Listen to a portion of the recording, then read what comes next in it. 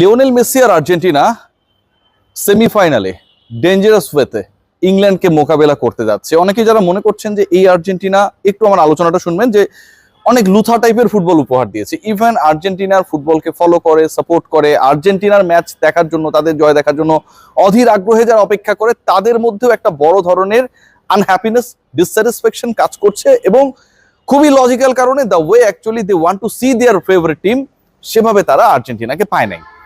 এখন এই যে আর্জেন্টিনাকে তাদের ফেভারেবল সিচুয়েশনে অবস্থায় পায় নাই, এই ব্যাপারটাকে আসলে কিভাবে দেখছেন? এই ব্যাপারটা কি অনেকটা আর্জেন্টিনা পারছে না, আর্জেন্টিনা প্রপার ফুটবল বা যে এক্সপেক্টেড ফুটবল খেলার যোগ্য না, নাকি আর্জেন্টিনা ইচ্ছাকৃতভাবে, লিওনেল স্ক্যালোনি, লিওনেল মেসির দল, তারা ইচ্ছাকৃতভাবে এই যে ধুকতে ধুকতে খেলা, সেই ম্যাচেসগুলো খেলেছে?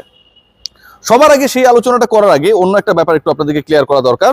সেটা হচ্ছে আর্জেন্টিনা পরের ম্যাচে সবচেয়ে বড় চমকটা দিতে পারে তাদের অ্যাটাকিং লাইন আপের যেভাবে খেলেছে, সে স্টাইলটাকে চেঞ্জ করে। They can introduce a trio, যেখানটায় লিওনেল মেসির সাথে সবসময় আমরা আলভারেজ বা লটারো মার্টিনেজকে দেখেছি, but there will be a change. এবং সেই চেঞ্জটা কেউ পরিবর্তন হওয়া না, একজন বাড়া। তারা একটা ট্রায়ো ক্রিয়েট করে অ্যাটাক করতে যাবে against England in the next match, as per my thinking. কি কারণে এই কথাটা বলছি খেয়াল করে দেখবেন। এখন থেকে ইংল্যান্ড এবং English media, English greats, they all are discussing after Argentina reach to the semifinal one thing commonly, that is they will stop Lionel Messi to provide his best.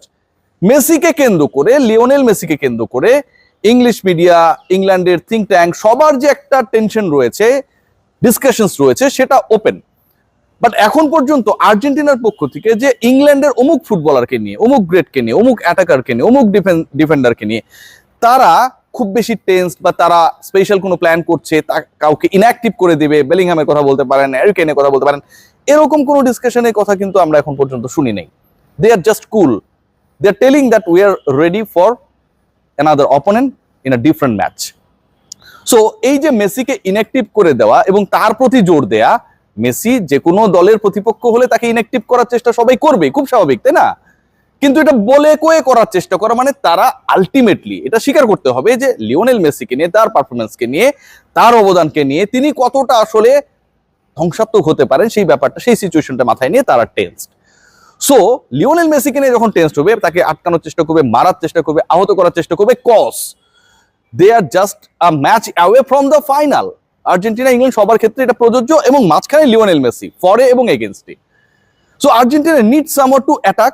আপনি যখন মেসিকে আটকানোর চেষ্টা করবেন, then you need someone to attack from the both end. এবং একজনকে নিয়ে, Lionel মেসির সাথে লটারো বা লিওনেল মেসির সাথে আলভারেজকে নিয়ে যে অ্যাটাকটা অলওয়েজ আর্জেন্টিনা শুরু করেছিল before any against any opponent, সেই জায়গাটায় I think so they will create a change. এখন আপনি বলতে পারেন আগের ম্যাচগুলোতেও তো লিওনেল মেসিকে টার্গেট করা হয়েছিল।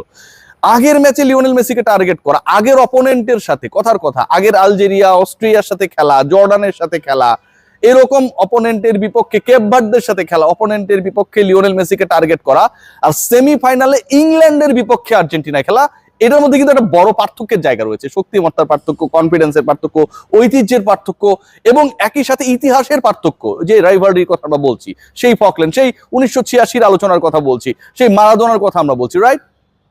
So this match is going to be a very very different match.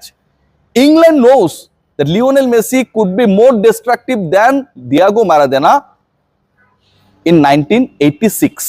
So তারা এই মেসিকে আটকাতে পারলে ultimately they know that they can win the match. So ওই থিঙ্কিং থেকে আর্জেন্টিনা 3 ম্যান অ্যাটাকে ইনফ্যাক্ট পরের ম্যাচে নামবে বলে এটা আমার মনে হয়। এখন লিওনেল মেসির রোলটা কি হবে? লিওনেল মেসি তো মার খাবে, আটকায় দেওয়া হবে, গোল দিতে দিবে না। আমার কাছে মনে হয় যে সেটার একটা dress rehearsal ultimately Lionel Messi করে ফেলেছে। কোথায় করেছে খেয়াল করে দেখবেন। গ্রুপ পর্বের ম্যাচ যদি আমরা দেখি, লিওনেল মেসি 3 ম্যাচেই খেলেছেন, 3 ম্যাচেই নেমেছেন, 90 মিনিটস খেলেছেন টানা 2 ম্যাচে, জর্ডানের ম্যাচে পরে নেমেছেন, সেট পিস থেকে গোল করেছেন। এটাই তো ঘটনা ছিল। 3 ম্যাচে 6 গোল ছিল লিওনেল মেসির, 3-2-1। এখন এই যে মেসি গ্রুপ পর্বের ম্যাচেস গুলোতে খেললেন, 6 গোল করলেন, 8 গোলের 6টাই এসেছে হচ্ছে গ্রুপ পর্ব থেকে। সেই লিওনেল মেসি কিন্তু নকআউটে is a different character. If you look at Lionel Messi against Egypt, তাহলে একটা গ্রুপ পর্বের সাথে, গ্রুপ স্টেজের সাথে একটা পার্থক্য পাবেন। ওখানে 6 গোল করেছেন, কোনো অ্যাসিস্ট তার নাই, একটা অ্যাসিস্টও লিওনেল মেসির নাই, বরং এমবাপ্পেদের অ্যাসিস্ট মেসি ছিল। কিন্তু নকআউট পর্বের লিওনেল মেসি যতটুকু গোলদাতা, স্কোরার, তার থেকে তিনি ball provider, source creator of the goal. ইজিপ্টের এগেনস্টে যদি আপনি খেয়াল করে দেখেন, সেই ম্যাচে রোমেরোকে দিয়ে গোল করিয়েছিলেন। কেপ ভার্দের এগেনস্টে রোমেরোকে দিয়ে গোল করিয়েছেন, সেটা ওন গোল হয়ে গিয়েছিল। লাস্ট ম্যাচে সুইজারল্যান্ডে যদি আমরা দেখি, ম্যাকঅ্যালিস্টারকে দিয়ে গোল করিয়েছেন। So Lionel Messi has changed his role, Scaloni has changed the role of Lionel Messi as well. আপনি লিওনেল মেসিকে টার্গেট করবেন, লিওনেল মেসির রোলই চেঞ্জ হয়ে গেছে। ওই জায়গায় আপনি কিভাবে তাকে টার্গেট করবেন?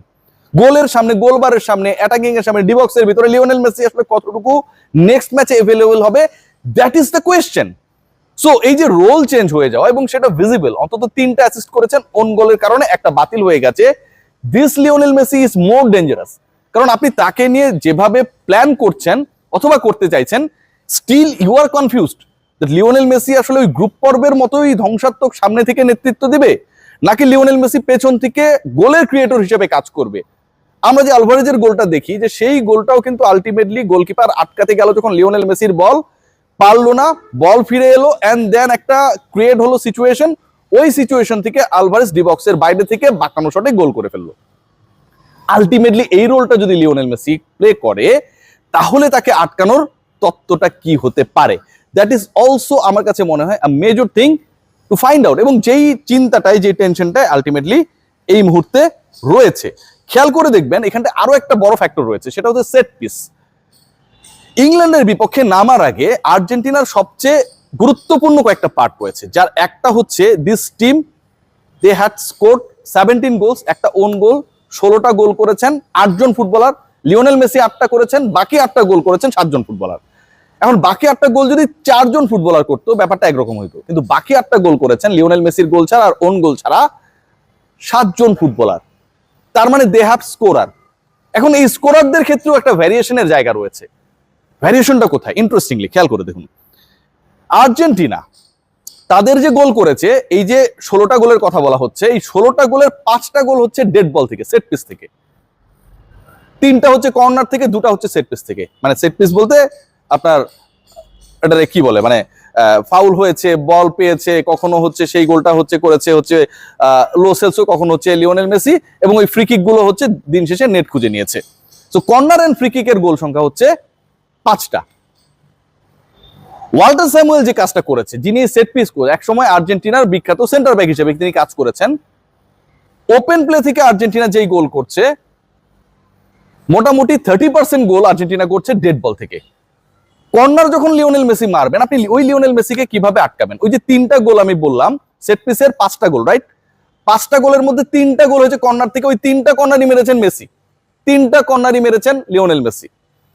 আবার যেই গোল 2টা ফ্রি কিক থেকে হয়েছে, তার একটা গোল আবার লিওনেল মেসি, আরেকটা করছে লো সেলসো। সো এই মেসিকে আপনি আটকাবেন কই থেকে? এই লিওনেল মেসিকে আটকানোর আসলে থিওরিটা কি? এটাও কিন্তু difficult to understand. Lionel Messi attacker, Lionel Messi corner কিকার, Lionel Messi set piece থেকে বল মারবে, লিওনেল মেসি মিডফিল্ডে খেলে বলের সোর্স হিসেবে কাজ করবে। এই যে different roles of Lionel Messi against England, and that is actually creating the confusion যে আসলে তারা মেসিকে কিভাবে আটকাবে। এই যে মেসি কেন্দ্রিক কনফিউশন, এটা আসলে ডিটারমিন করবে এই ম্যাচে জিতবেটাকে। কনফিউশনের যদি তারা সমাধান করতে না পারে, ইংল্যান্ড টোটালি রুলড আউট হয়ে যাবে, কোনো শঙ্কাই থাকবে না, এই ম্যাচ আর 120-এ যাবে না। আর যদি সেটার সমাধান বের করে ফেলতে পারে ইংলিশ থিঙ্ক ট্যাঙ্ক, তাহলে Argentina they will be like, what can I say, handicap. মেসিকে যদি আপনি হ্যান্ডিক্যাপ করে দিতে পারেন, লক করে দিতে পারেন, দেন আপনার ওই সোর্সটা অফ হয়ে যাবে।